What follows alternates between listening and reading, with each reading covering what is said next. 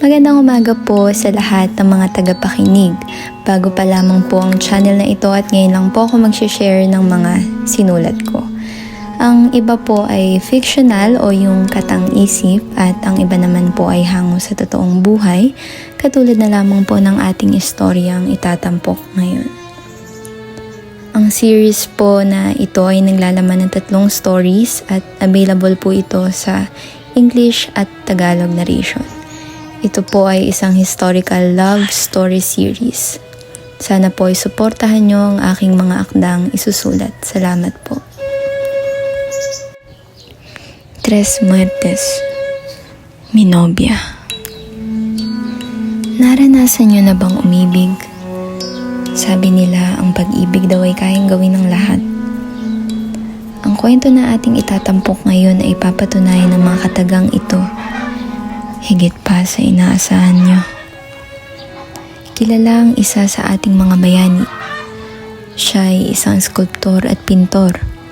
Isa na lamang ang espolyarium sa pinakakilalang nilikha niya. Siya ay si Juan Luna. Ngunit isa dito ang may isang madilim na nakaraan. Sa taong 1886, si Juan Luna at Paz ay namumuhay ng masaya at payapa sa bansang Paris. Ang kanilang pagmamahalan ay nagbunga ng isang batang lalaki at sumunod ay isang batang babae. Ito ay kanilang pinangalanang Maria na may palayaw na bibi. Labis ang pagmamahal ni Luna sa sanggol at ito pa ay kanyang ipininta. Ngunit lahat ay nagbago nang ito ay pumanaw. Si Juan ay naging mainiti ng ulo. Tila ba'y nawala na ang lalaking minahal ni Paz o sadyang lumabas lamang ang tunay na kulay nito. Palagi niyang pinag-iinitan ng kanyang asawa. Minsan ay dahil sa pagpapaganda nito sa kanyang sarili. Minsan ay dahil sa pagkakamali na hindi naman sinasadya. At minsan ay dahil sa pakikipag-usap sa ibang lalaki. Kahit ito naman ay walang mali siya. Lumipas ang mga araw na para bang nakakulong sa isang selda si Paz. Pakiramdam niya ay siya ay isang bihag, hindi isang asawa.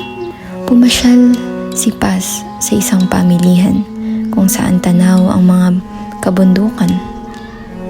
Ngunit ang isang saglit na pamamahinga at katahimikan ay hindi niya inaasahan na magiging ugat ng kanyang kapalaran.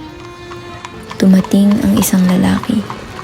Ito ay matipuno, matangkad, at postura pa lamang nito ay halata ng isa itong mayaman. Nagtugma ang kanilang mga mata, at ito ay lumapit sa kanya. Magandang umaga, Binibini. Ang mga bulubunukin ay di maitatangging pambihira ang ganda. Sambit nito.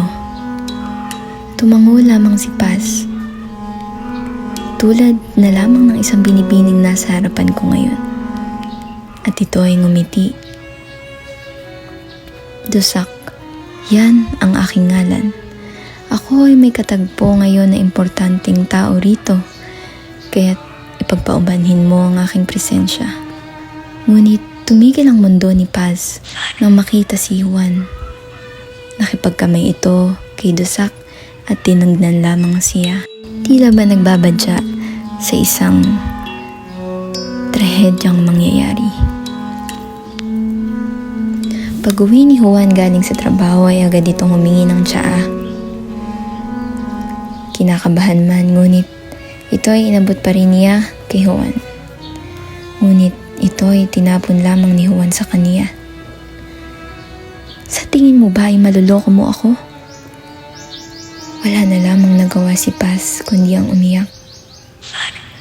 Dahil anumang paliwanag ang gawin niya, paniguradong hindi naman makikinig ang kanyang asawa. Sa susunod na makita kitang kasama ang lalaking yun, malilintikan ka sa akin. Lumipas ang mga araw at nararamdaman ni Paz ang pagod sa kanyang katawan at puso. Dumating ang kanyang ina upang sana ay siya ay dalawin. Ngunit napahugulgol na lamang ito nang makita ang kanyang sitwasyon. Siya ay puno ng pasa, sugat, at siya ay wala na ring ayos. Paz, anak, halika na, itatakas na kita sa impyernong ito. Ina, ito ba ang aking parusa dahil sa kapabayaan ko sa aming bunsong anak?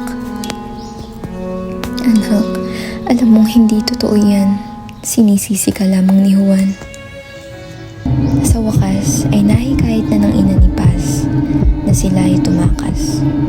Ngunit bago pa man din sila makalabas sa impyernong ito, ay nakarinig sila ng mga yabag. Bumukas ang pintuan at tumambad ang nanlilisik na si Juan. Itinutok nito ang baril sa ina ni Paz. At saan niyo naman balak pumunta? Palayain mo na ang anak ko. Wala kang kwentang asawa. Sa galit ay ipinitok ni Juan ang baril. Ngunit sinalag ito ni Paz at tumama ito sa kanyang puso. Nagungantang na lamang si Juan dahil hindi naman ito nais mapatay ang kanyang asawa. Paz! Sa galit ay agad nitong ipinutok ang bala sa ulo ng ina ni Paz habang ito ay umiiyak na yakap-yakap ang anak.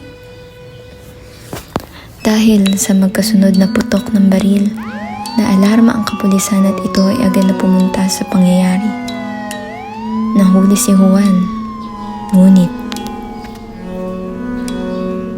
sa huli ay siya'y napatunay na inosente at ang kanyang pagpatay ay tinuring bilang isang bugso ng damdamin dahil sa pakikiapid na ni minsan ay di naganap.